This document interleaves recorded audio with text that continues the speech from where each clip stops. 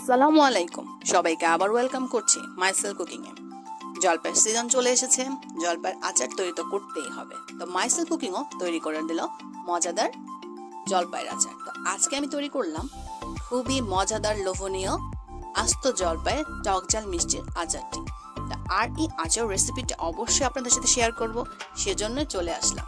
তো অবশ্যই আমার এই আচারের প্রসেসটা দেখার জন্য পুরো ভিডিওটা দেখবেন, সেই সাথে ভিডিওটা পছন্দ হলে একটা লাইক দিয়ে চ্যানেলটা সাবস্ক্রাইব করে নেবেন। চলুন কিভাবে বানালাম আচারটি।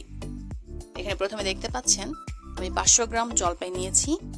এগুলো সুন্দর করে আমি একটু মাঝারো সাইজের জলপাই নিয়েছি, পরিষ্কার করে নেব। পানির মধ্যে দেখতেন ভিজিয়ে রেখেছি, এগুলো আমি এখন সিদ্ধ করতে দিয়ে দেব। দেখতে পাচ্ছেন যে পাত্রে আমি এইভাবে সাইড দিয়ে জলপাইগুলো কেটে সিদ্ধ করতে দিয়ে দিয়েছি। তো 5 মিনিটের মধ্যে জলপাইটা ভালো মতো সিদ্ধ এসেছে, আমি একদমই নরম করিনি, আপনাদেরকে আমি দেখিয়ে দিচ্ছি। দেখতে পাচ্ছেন সাইড দিয়ে কেটে দেওয়াতে জলপাইগুলো কি সুন্দর করে হয়ে এসেছে। আর এদিকে আমি শুকনো মরিচ কতগুলো তেলে নেব গুঁড়ো করার জন্য। এই দেখতে পাচ্ছেন আমি গুঁড়ো করে নিয়েছি, সাইড দিয়ে আমি রেখে দেবো। আর এদিকে 5 ফোড়ন তেলে আমি গুঁড়ো করে নিয়েছি। তো আচার বানাতে 5 ফোড়ন তো লাগবেই। এখানে দেখতে পাচ্ছেন রসুন বাটা, আদা বাটা, আর এখানে সর্ষে বাটা, কালো আর সাদা মিলিয়ে আমি এটা করেছি। আপনারা যে যেভাবে নিতে পারেন। আর একটু গরম মশলা বাটা, যেন আমার আচার স্মেলটা অন্যরকম আসে। আর এখানে একটি পাত্র গরম করে আমি পরিমাণ মতো সর্ষের তেল দিয়ে দিয়েছি। আচার বানাবো, সর্ষের তেল তো দিতেই হবে। এখানে দিয়ে দিলাম গোটা কয়েক মশলা। তো যেহেতু আমি আস্ত জলপাইয়ের আচারটা করবো, সেজন্য আমি একটু তেলের পরিমাণটা বাড়িয়ে নিয়েছি। আপনারা আপনাদের পরিমাণ তো নিতে পারেন। এখানে দিয়ে দিলাম পরিমাণ মতো 1 চামচ করে আদা বাটা, রসুন বাটা, আর এখানে 1.5 চামচ পরিমাণ যে সর্ষে বাটাটা বেটে নিয়েছিলাম সেটা, তার সাথে একটু গরম মশলা বাটা। এতে আমার আচার স্মেলটা এতটাই অ্যাট্রাকটিভ এসেছে, এতটাই টেস্ট হয়েছে, বলার অপেক্ষা রাখে না। আপনারা একটু ট্রাই করে দেখবেন। এগুলো সুন্দর করে তেলে কষিয়ে নিয়েছি। এখন দিয়ে দিলাম একটু হলুদ গুঁড়ো, এটাও পরিমাণ মতো দেখে নেবেন। আমি কোনো মরিচের গুঁড়ো এখানে দিইনি, যেহেতু আপনাদেরকে দেখিয়ে দিয়েছি যে মরিচ তেলে নিয়েছি, মরিচ গুঁড়ো করে নিয়েছি। তো সবগুলো আস্ত জলপাইগুলো আমি তেলের মধ্যে দিয়ে একটু ভেজে নিচ্ছি। দেখতে পাচ্ছেন তাহলে একটু ভালো করে ভেজে আমি কষিয়ে নেব।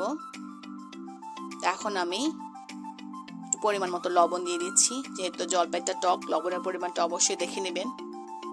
তার সাথে এখানে আমি আধা কাপ পরিমাণ চিনি ইউজ করেছি।